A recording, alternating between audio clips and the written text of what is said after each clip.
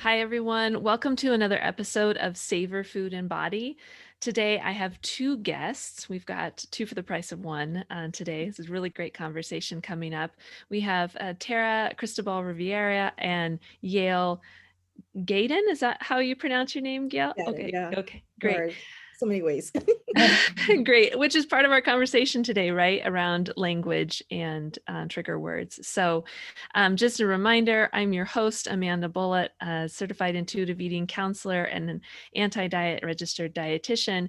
And the mission behind Savor Food and Body is just to connect people from all walks of life and having really rich conversations around what it means to savor food and body. So again, Tara and Yale, welcome today. And I'd love to hear from both of you. Tell us a little bit more about your background and how you came into doing this work. And Tara, why don't we start with you? Absolutely. Thank you, Amanda, for having me back. It's so good to be back in the presence with the both of you. So, as Amanda mentioned, I'm Tara Cristobal-Rivera, and I am a clinical psychology student. Last year, I actually had just completed my master's in integrated and functional nutrition. And why am I doing both of these? Is I am looking forward to tying the two disciplines together because I'm really interested in understanding how nutrition impacts somebody's diet, their diet impacts their mood and their behavior. And what kind of really spun that off was with my father, who had a heart attack a few years ago. And he was given a piece of paper of foods to follow and not to follow. And he was a man in his 70s. And I was like, he is stuck in his routine, and following a list is not going to work for him. And so I knew from that point it was going to be much larger in terms of changing his behavior, but really understanding what was driving him to eat certain foods and then understanding how those foods make him feel. And so that's why I'm really interested in kind of tying those two together. And so, Amanda, thanks again for having me, and I'm looking forward to the conversation. Yale, welcome. How about you and your background? Thank you. My name is Euryale Gadin, but I do go by Yale. It's a lot easier to say for people. I am right now going through the PhD program for counselor education and supervision. I just finished my master's in clinical counseling, and I've always been somebody who's very conscientious about eating, and I think I always did intuitive eating before I even knew what that was. And for me, on my side, I'm overarching, I'm looking at how do we break stigma for different cultures in terms of relating to mental health. And a big part of that, a component of that to me, because I don't think mental health is just one silo, is also eating. It does affect basically a lot of things with your body, your mood. And so that's where my interest is in. And I will be starting a practice, hopefully sometimes this year. We'll see how the pandemic kind of controls that. But really, it's more about just, I think, wanting to remove some of the stereotypes that's out there. I actually did have an eating disorder when I was in college, and I never really spoke to it to anybody because I was like, it's only white people and rich people that have it. And so it's kind of embarrassing. And in relation to triggers, there was a lot of things that people said that made me want to continue on with the way I was dealing with my eating disorder issues. So I think this is very timely in the sense of, kind of, for me, at least on my aspect, how do we incorporate the mental aspect of also eating nutrition? Because that's one of many parts of who a person is. And I think that's such an important focus, basically, is the incorporation of everything. Absolutely. I mean, anytime we start talking about food and body, it's such a big can of worms, right? It's not as simple. And from a dietitian perspective, I was taught, well, to an extent, calories in, calories out. My training in naturopathic dietetics was a little bit more nuanced than that, but not much. I mean, and definitely not leaving space for the mental health aspect of it. We were always just told that, well, you refer out for that. That's not your scope of practice. Mhm. But after, 10 plus years of doing this work and sitting with clients, in that the mental health shows up in the room. Like we have to have at least awareness of what is that connection between food and mental health, and even redefining that term health. I think this is one of the things that Tara and I have talked about in the past, of that talk about a can of worms. That word in and of itself, it can be triggering in so many different directions for Mhm. people. And what is holistic health? It's not just green smoothies and Lululemon pants. If that's what it is for you, that's awesome. Yeah, But yeah. there's a lot more to it than that. When we talk about holistic health, we have to talk about mental health and what is the interplay of mental health. And yeah, I appreciate you so much offering that disclosure of what your own lived experience has been around having an eating disorder, and particularly having an eating disorder in a marginalized identity, Mhm. compared to what is the stereotype that we think about with eating disorders. And we have a lot of work to do to break that down, especially when it comes to research, because a lot of the research that is done on Yeah. eating disorders, it's young, rich white girls. Mhm. And that we know that is nowhere near the majority of the population anymore. And so I just want to say thank you for offering that. And that may be a part of our conversation today as we dive into language, because language is so important in doing this work. And I'm curious to hear about each of your experiences with how has language either helped or been a hindrance or heightened your awareness around language when you're talking with people about food and body, whether that's with clients or coworkers or even fellow students. Tara, you're in the academic world right now, and Yale, you are too. So how does that language also play into the conversations you're having with your fellow classmates around this work? So whoever would like to go first, great.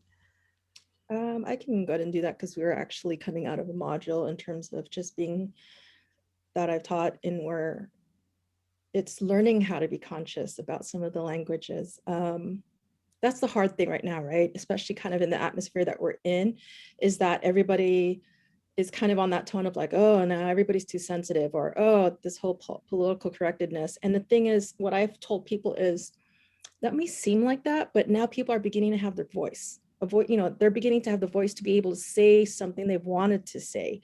And they're feeling it's a little bit more of a braver space to say, that does not make me feel good when you say that. Or that actually, when you say that, that makes me want to do this, or this triggers that. And so I understand the defensiveness of it, because there's so many things we need to learn now, especially now that we're trying to be inclusive and very diverse with our viewpoints and how we move in the world. And so really it's just kind of having an open mind, honestly, kind of assessing. And this is kind of more of a therapy kind of a thing, what I tell my clients and what I have to do myself when I get challenged, and is, take a deep breath and go, okay, something's coming up, I'm feeling defensive, but then kind of really moving forward with a sense of curiosity and going, okay, I'm curious as to why you said that hurt you. And I just want to understand how that hurt you. And they have a right to say, I don't want to tell you, I don't feel right, I don't have the bandwidth to tell you, but at least know that, they'll know that you're open to a dialogue. It's just that at that point, that's where you need to be conscious as a person, is like, okay, I said this or this sentence and it upset them. I need to keep this in mind. Will we make mistakes in the future? Yes. And I'm going to be very transparent with my evolution as a counselor. I still am learning how to say they, them. When somebody has corrected me, I really make an effort. And when I forget, I get corrected. I thank them. I don't dwell on it because that's not what they want. We don't want to go into this fight. And then I proceed forward with that discussion. And sometimes I will correct myself midstream. I'll be like, her, they, and they'll know that you're trying, basically. And so I think that's what it is too with, in terms of eating. When I did a little bit of research out there, and I have to admit, I was very surprised. There isn't much, like what you said, Amanda, about research on, at least from the journal articles that I saw. And I'm more than happy to be corrected on that by those who do know more links listening out there. But the only things I saw were what not to say in terms of sentences, basically. So trigger words, I think that might be a little bit more individual per person. That's a little more nuanced, but I think it's still valid in terms of like what not to say to somebody who does have an eating disorder. Yeah. Yeah. I think you bring up really good points, Yale, just in terms of there are specific words that kind of trigger behavior and emotion that are specific to someone. And then there are phrases that are kind of culturally known and that may affect people as a whole. So an example could be, there's this well-known business term or phrase saying, open up the kimono. Right. And back in the 80s, where a lot of US companies were doing a lot of work with Japanese companies, it was just kind of this relationship around with Japanese companies like, hey, open it up in terms of let me know what projects you're working on so we can collaborate. But in today's world, and probably then too, but in today's world, it's especially around a lot of the anti-Asian racism and discrimination that's happening, it's even more heightened if that phrase is being used in a corporate setting. Now we get that they're talking about a specific project, but opening up the kimono has racist terms, has sexist, terms behind it. And so it's changing the language from bottom up and from top down. Like you mentioned it from an individualistic standpoint, how that may trigger me as an Asian person, and then how does that trigger just a culture, and how do you change the behavior at a company level, at an organization, whatever that may be. But it's I think to your point, it's also awareness, and it's also the willingness to accept the feedback. Like I love that you said like, hey, I will stop myself mid-sentence or I'll be corrected, but the willingness for you to take in the feedback and like, keep working through it, I think is another part of the work that all of us as individuals and organizations need to do in order for us to get to that level where we feel safe, to have these conversations. So in mental health, and that's one thing I want to say as a counselor, as a therapist, is that you can get angry that you're being corrected. You can feel these emotions. You're allowed to feel these emotions. Now, it's how you react with those emotions. And the thing is, here's somebody who also got hurt, who got angry, and they're taking this brave space, this chance to basically say, that hurt me, that really hurt me. And so there's gonna be two hurt people, or how many ever people are in that conversation. And it's kind of stopping and going, oh, wow, okay, I felt that. But then kind of stopping from there and go like, now I need to listen to what they say and let's start having this dialogue. And like I said, I also want people to understand we're learning as a society how to start speaking to each other. We are still trying to perfect that. I mean, because we haven't had to in a while. And so people are still kind of on that learning, and even honestly, within the counseling field, within the psychology field, we're still evolving our curriculum, we're evolving our textbooks, we're evolving even as teachers, as students, as future counselors, how we're going to speak, what we're going to say, what we need to be aware of. So I want to put that out there, is that have compassion for yourselves in terms of acknowledging you're going to feel something if you get corrected, but keep your mind open and don't let the feelings control the situation. Let the feelings inform you as to like, oh, if I'm feeling this, I know that somebody's feeling this. So how do we move around that? I love that context of compassion too, that you're really bringing into that, because Yael, just as you mentioned at the beginning of the call too, is that we're in this space where there is more openness happening. We're welcoming more conversations, but at the same time, there's also a feeling of a bit of lockdown too, going, well, now I can't say anything. Yeah. And I think that, you guys correct me if I'm wrong, but I think that if we have that compassion, that strong compassion for ourselves, that we are going to say the wrong thing. Let's just call it what it is. You are going to say the wrong thing. You are going to screw up.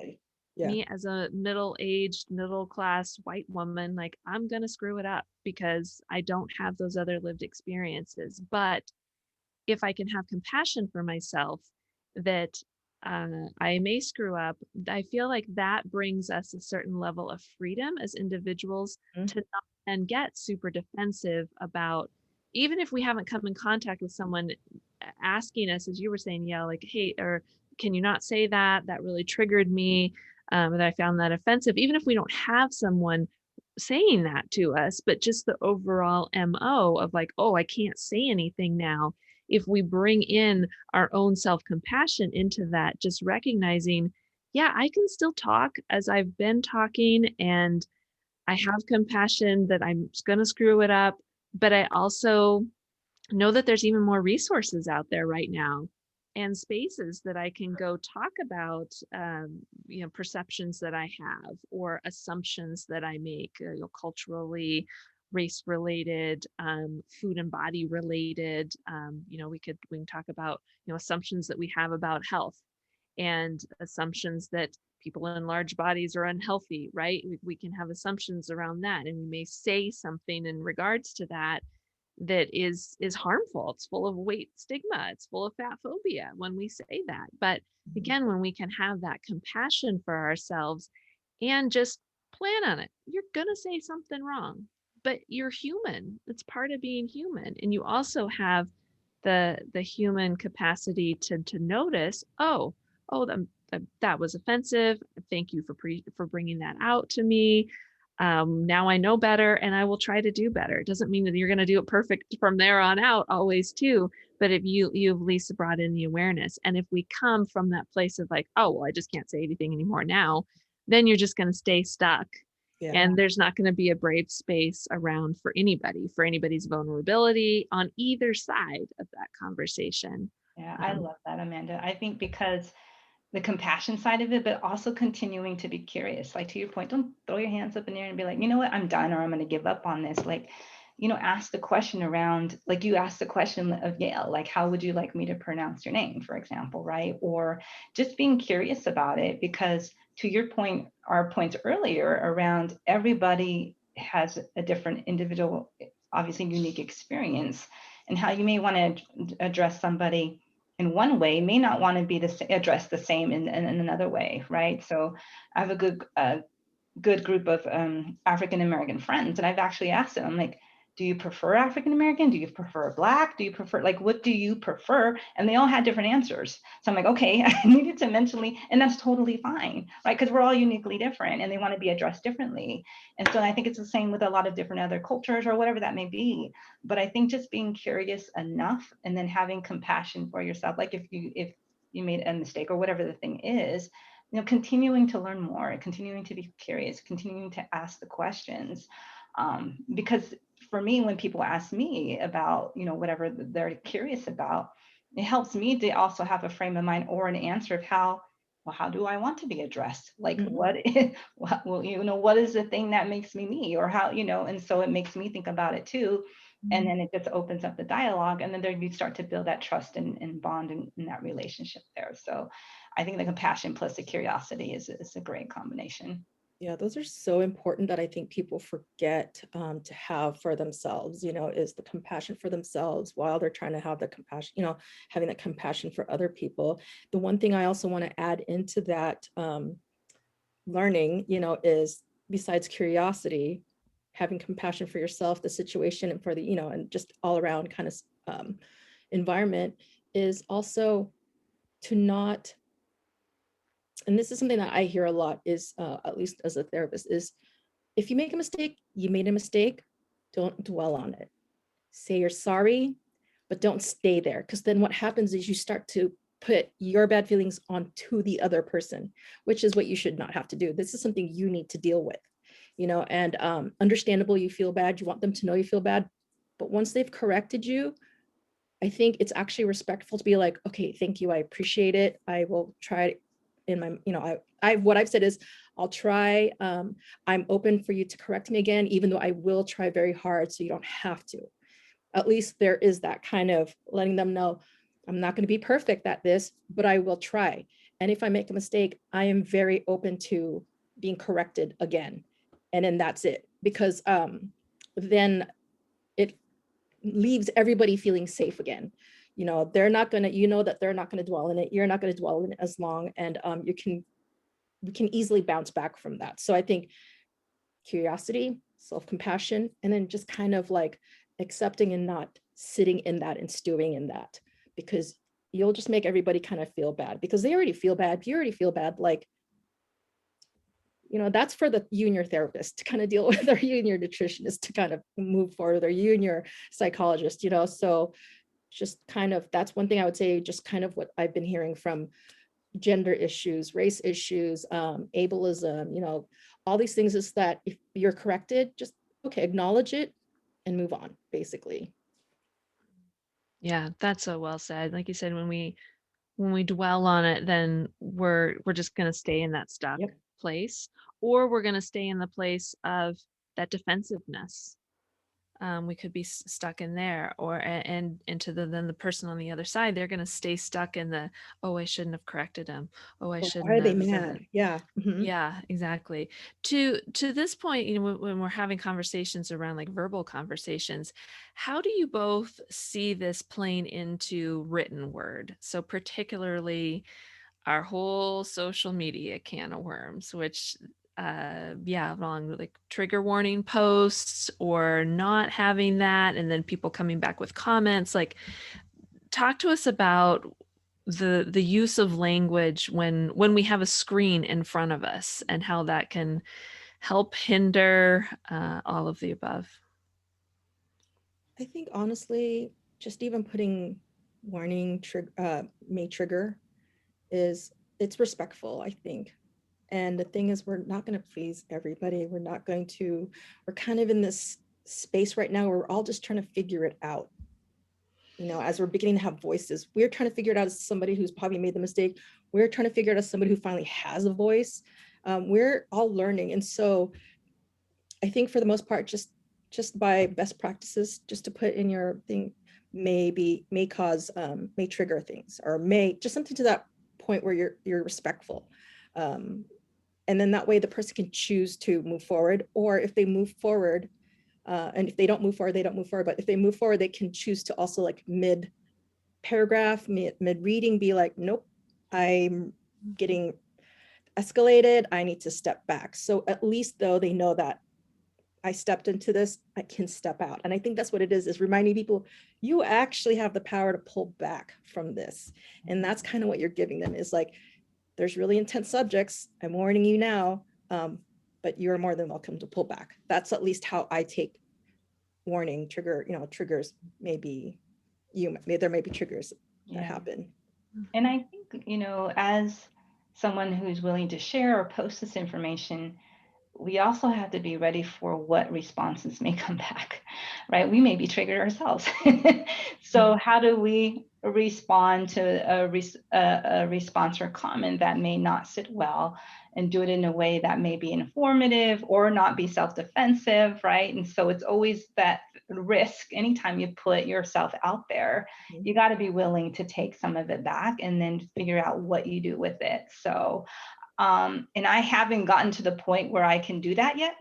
So I don't do it because I need to figure out what that actually means for me, right? And so, and again, I think as we're supporting each other on our journeys, like, we're also on our individual journeys. And so, it's nice to kind of collaborate in this way to figure out what works and what doesn't work. But yeah, if you're willing to put it out there, it's to some extent willing to receive it back. And how do what do you do with that? How do you process that? How do you inform, and how do you not be defensive? And so I know, Euryale, I've seen some of your posts, and like, you've done that really well. And so I'm like in awe. You learn from some of the experiences. Because I've had that kind of pushback, and I learned, I learned that I did not do a good job of setting up the boundaries within that discussion of, I will stop this discussion. And again, as you have to be very, very conscious as the moderator, as the one who's facilitating, that you are at least letting people know. And what I should have done, and I'll tell you my mistakes, I should have said trigger warning. I should have said, when I will moderate this, if it gets to a certain point, this is where I will stop the conversation, or I will not allow this type of conversation. It's really setting up the space. Will you hit everything? No. But at least the thing is, people know you're trying very hard to kind of set up a space that's safe but brave. Brave spaces are never comfortable, no matter what. You can create a safe space, but you still need to be brave in them, because it's always uncomfortable subjects. But at the same time too, people hopefully know that your intention was good. And hopefully with that, the person, people who seem like they're attacking, I'll just use that as such a loose term. And even I'm kind of around that languaging, that word, basically. If they seem like they're attacking, and I do quotation marks around that word, it's, if you set that boundary up, what they'll at least know is the expectation. And I think what will happen is it'll either get directed to you as a moderator in DM or to that other person. And again, you as somebody have to know how to be able to mitigate certain kind of situations. And if you can't, then at least know you made a mistake, apologize if you need to, be curious about that. Again, it also plays into that, right? And then also have compassion for yourself of like, oh, well, I'm not going to do that again. And then create a even safer or braver space, or know what kind of languaging and terminology and expectations you're going to put in saying, okay, this is what I expect. It's going to keep shifting basically. And again, I say this, that we're not going to be 100% ever, ever.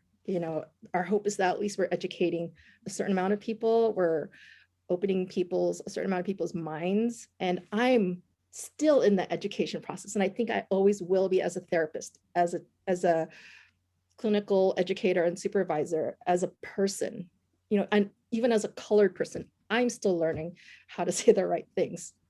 So. Yeah, and all of those points are so spot on too. And I think that we can have a false sense of security when we have a screen between us, in terms of what we're putting out there into the world.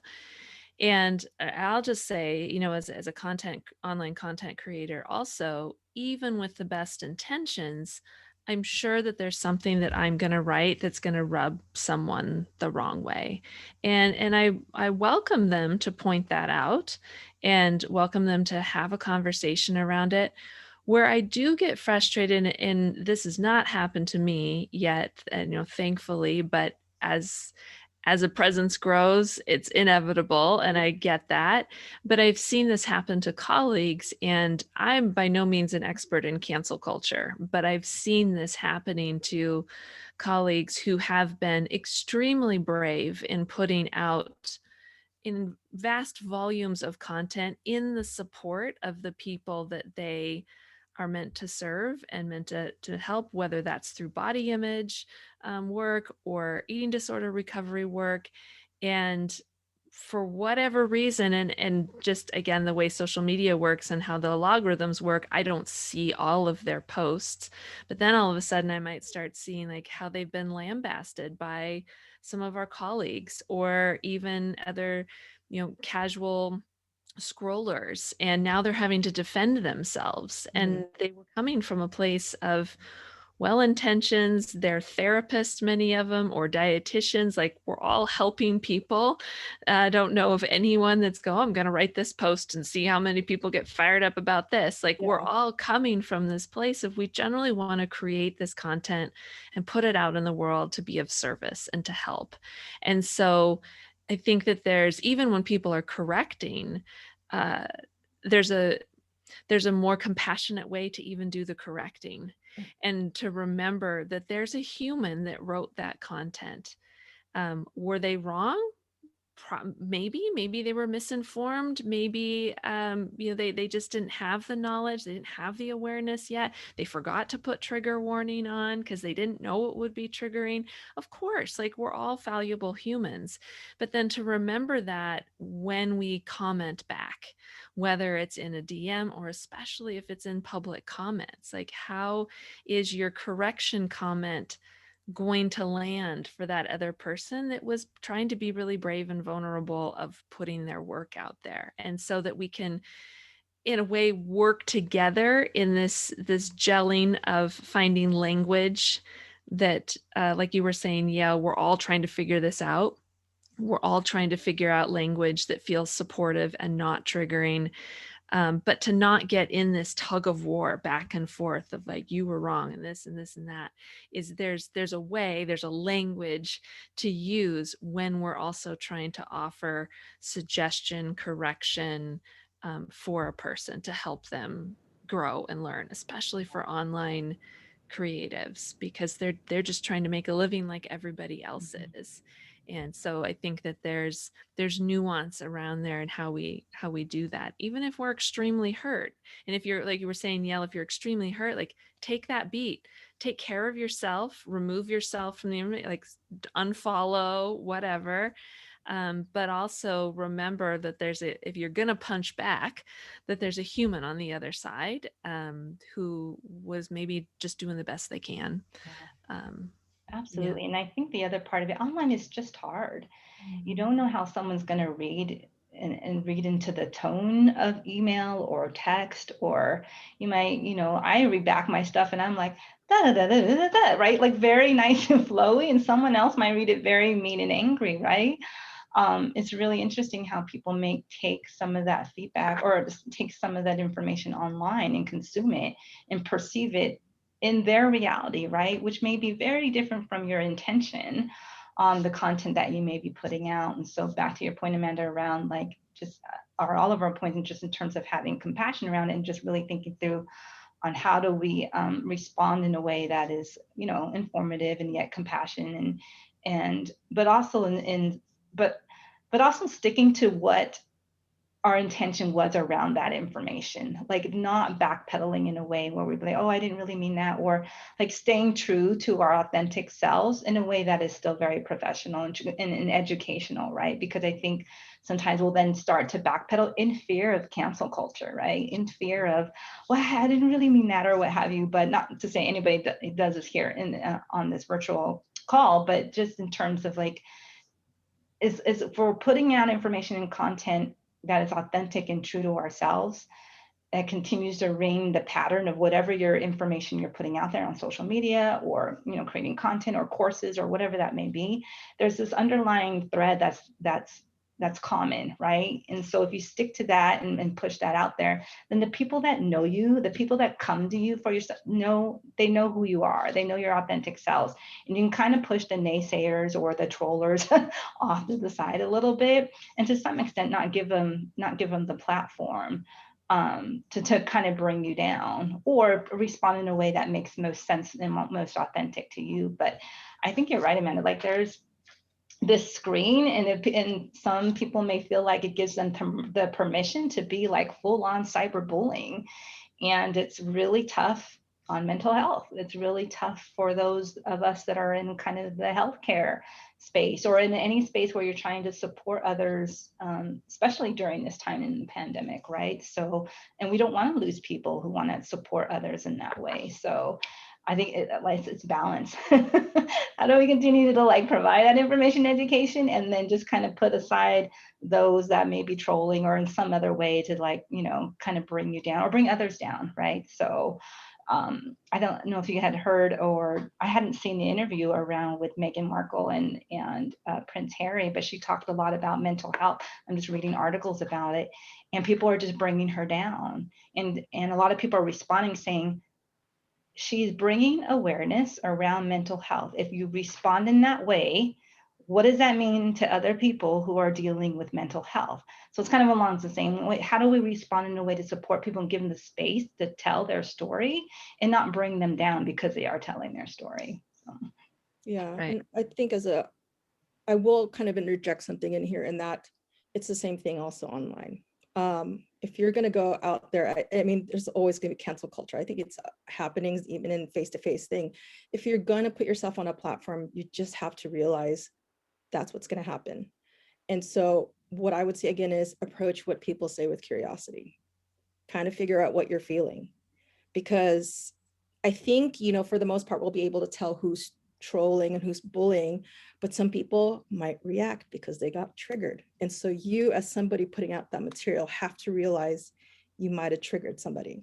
And so as much as it hurts, and so this is where I'll say, as much as it hurt you, go, okay, I'm curious. Why did you say that? And I feel trollers won't really, they'll just say nonsense.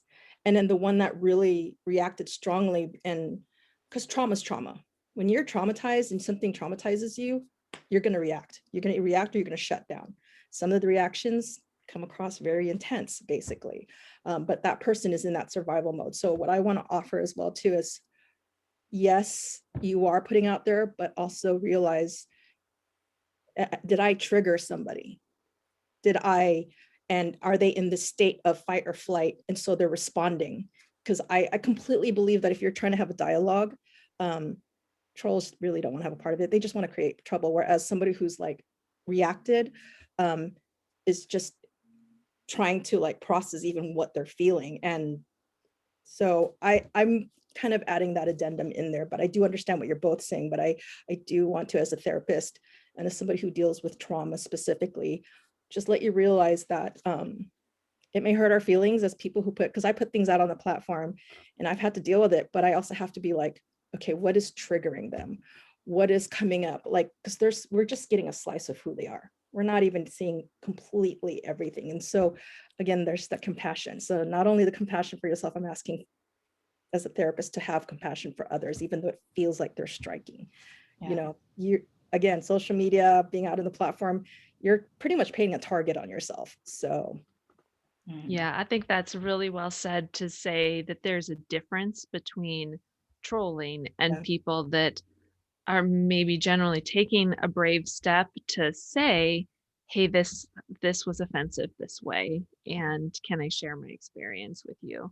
There is a difference yeah, between those two things happening. And it's been my experience that, and I can't speak for those colleagues that have really dealt with cancel culture oh in a yeah, big way, but the trolls don't, they're not, like you said, yeah, they're not going to offer, here's a bit of my experience or here's why. They're just going to be, they're just there to be they're just there to belligerent and cause mean. trouble. Yeah, And that's all it they is. just want to Yeah, cause a fire and run away and see how big that fire gets. And that's so absolutely. hard when you're in the middle of trying to put out that fire, basically. Absolutely. And So Tara, to your point too, what I appreciated, and as you were saying it made me think of one of my business coach mentors of saying, when we are putting out authentic content or content that is authentic to us and the work that we do with the people that we're meant to serve, and we're not meant to serve everybody, then we're more likely to probably be sensitive to the triggers for that population that we're meant to serve. And for sure, we won't have the awareness of triggers for the other populations, but that's not who we're trying to serve. And not to say that we wouldn't be respectful if we got called out on it, but when we're in the place of writing or creating, if we're creating it for that one person of who we're trying to support, then we can really hone our skills on what would be triggering for that group. And I'm not going to use that language, or I'm going to be really explicit when I say, like, okay, for my example, myself, I need to use numbers. I need to use size. I need to use a BMI because I'm referring to a medical paper that uses BMI. So trigger warning, this is the language that gets used in the medical or in the scientific evidence-based community. So, because I would know that using those numbers related to food and related to body are going to be triggering to the people that I'm writing content for.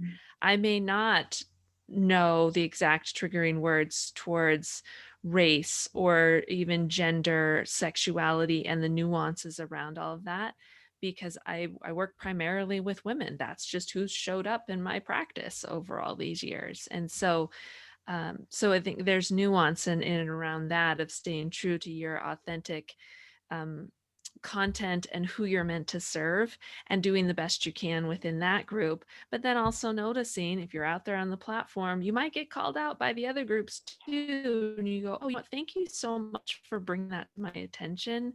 And I'd love to hear more about your experience.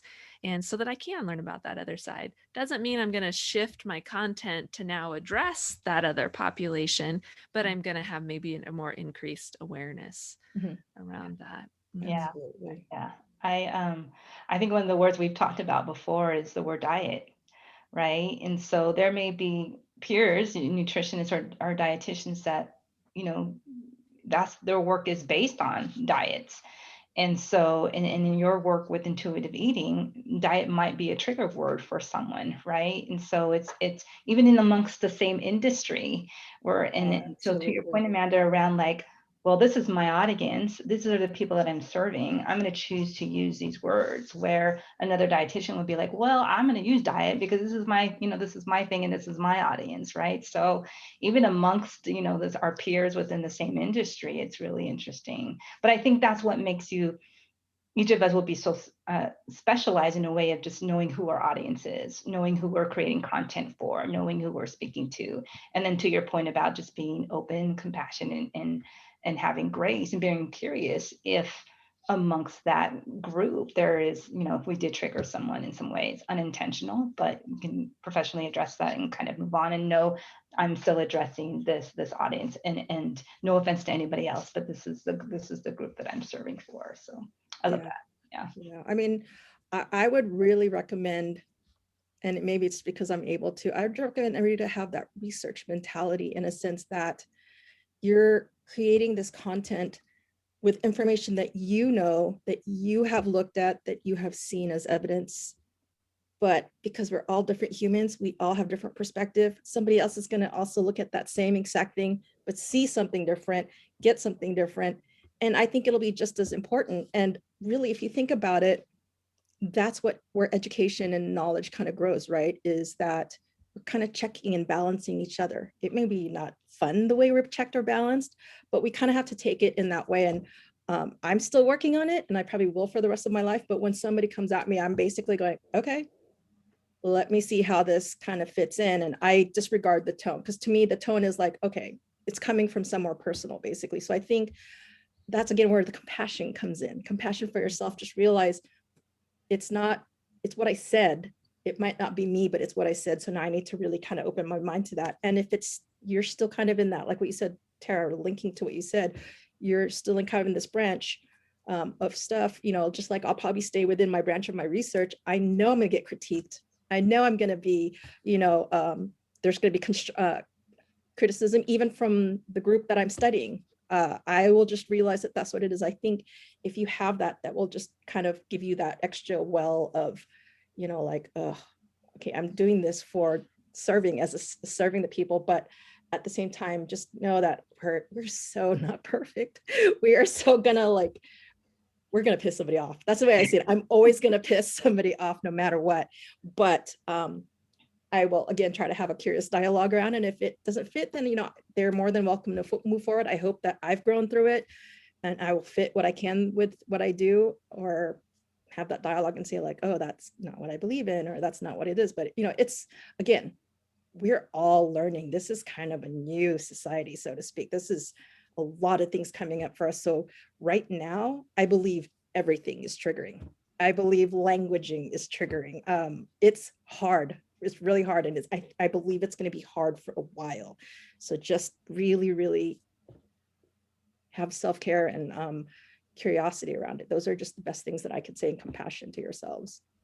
Yeah, I think that's a good segue. And having that, what do we do to do the best we can to not be triggering, or just have our own self-awareness when we are going to post something, whether it's for professional reasons or personal reasons. And like we've talked a lot about today of the self-compassion piece, and knowing that everybody is doing the best that they can, especially on the heels of a year that everyone has had. Absolutely. And everyone may be more sensitive after this last year than they were in any other time in their life. And not to say that that's, a quote unquote excuse for, blaming things on the pandemic, but it just speaks to, you never know what's going on in someone's life and how they may be more triggered in this particular moment than they would be a week from now or 2 weeks from now or whatever. We just don't know. So having that self-compassion for ourselves, compassion for who is delivering the feedback and where they're coming from, and how do we take care of ourselves too if we have received the feedback, and if it's stung and we can recognize that sting, how do we move forward in caring for ourselves in that moment or the moments that follow and whatnot. So again, like we said at the beginning, like we don't stay stuck. We don't stay in this attack mode place, because as we're all doing this kind of fine language dance, nuanced dance together. In order to keep that flowing as a dance and not a wrestling match, we have to, bring in that compassionate piece, and to take care of our own nervous systems and our own self-care as we're going through this. Absolutely. Are there And any just know we're other evolving. final? Oh, go ahead, Gail. Sorry. And just No. know that we're evolving, constantly Yes. evolving. The English language has been evolving as well too. Yes. Our relationships are evolving. I will say that, even saying this to you and the listeners and Tara, I will still make mistakes. I will still get angry, and I will still do these things, but I will try to work. And so just doing the best that you can, Yeah. Yeah. Yeah, that's what I say. Have compassion for yourselves, continue to be curious, and set boundaries for yourself. If you are putting out content, just understand, like, hey, these are the things I'm going to say in here, like, hey, trigger warning, or whatever you want to do to set the boundary up for whatever content you're pushing out. But set boundaries for yourself, as an individual person, in terms of just kind of setting yourself up. Like, I may receive some feedback that I may not like, or criticisms around that. How am I going to do some self-care and, read a book or go for a walk or whatever that thing may be? But I think if you're kind of setting the boundaries for yourself and whatever content you're pushing out, I think that kind of helps you be prepared for whatever may come back your way. And it's not always negative. It can be beautiful things that come back, right? So, and you can form beautiful relationships out of, like, open dialogue on social media. So I'd be open for that as well, for the richness and the education and the people that you'll meet. So. Yeah, I appreciate you bringing up that point of hopefulness too. And the other one that I'll add to that is, even if someone offers you feedback, you don't have to engage in it right away. You have the autonomy and the permission to sit with how that landed with you, positive, negative, and reflect on it, and then engage if you so choose. There's no requirement that says you have to engage in it. Maybe your engagement is later by being, just as you were saying, just coming out and saying, hey, I misspoke, and I'd like to correct it myself. You don't necessarily engage in with that direct person if that didn't feel safe for you to do so, or brave for you to do so. And so there's lots of different ways to do that also. And so just knowing that people don't have to feel like they have to engage in when they're receiving, especially with trolls. Like, yeah. Those could just be like, whatever. I mean, I'm glad you brought that up, Amanda, because it's in terms of engaging, is that recognize your bandwidth, and because everybody else is going to have a bandwidth. And if you're not going to engage in it right away, but plan to, then just say, this really affected me, and I need to think about it, and I need to step back to really, think about what I need to respond. And I think people will appreciate that. It's saying, oh, I'm not going to respond right now, but I want to process this, and I want to process this within my bandwidth. And there'll be other people, and they're probably like, good, because I don't have the bandwidth right now to see this keep going back and forth, and then there'll be some people be like, I have it, keep going. So again, it's bandwidth awareness of yourself and of the other person. But I think just stating that, I hear you, let me process it. I don't have the bandwidth right now, but I want to in the future. So. Absolutely. This has been such a great conversation, and it is so nuanced. Language is so nuanced. And like we all said, like, none of us are going to do it perfectly. Humans don't do things perfectly, as much as we like to try. We just don't. It's just part of the game. And so where can people find you to learn more about the work that you're doing, or the research that you're doing, or where could people find you to engage with you individually? Sure. So you can find me at tararivera.com, all one word. And so my social media platforms are kind of linked off of there. But I just plan to do kind of more educational and informational related topics on nutritional psychology. And kind of that's the space that I'm definitely interested in understanding around how foods, affect people from their moods and behaviors, and how that affects mental health. So look forward to seeing more of that information on there. And thanks again, Amanda, for having us. Yeah, thank you. I am currently going through a shift. I am on layered Layered Lenses therapist on IG.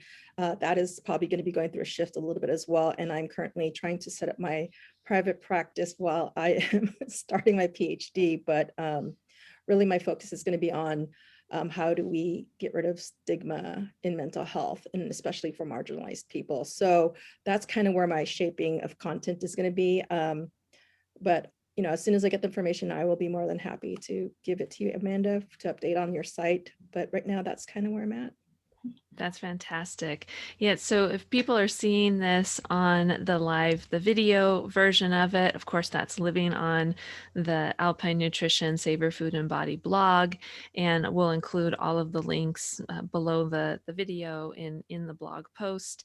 And if for people that want to stay more up to date with updates that I get from these two fantastic individuals, you can also subscribe to the Savor Food and Body newsletter. It comes out most weeks, and also a monthly kind of recap of any other shows that have happened and a little summary of resources and helpful tips. And so you can get to that by downloading the Savor Food and Body guide, and that's at the top of alpinenutrition.org, right at the top of that website. So we're all connected with each other and happy to give out resources, whatever someone needs. So you can always get in contact with me, Amanda, at alpinenutrition.org, and happy to steer you in a direction that you might need. Thank you both so much for being here. And I feel like we could continue to have rich conversations. We'll come up with another topic and be back again another time, I'm sure. So thank you both for being here. I appreciate it. Thank you. Thanks for having us.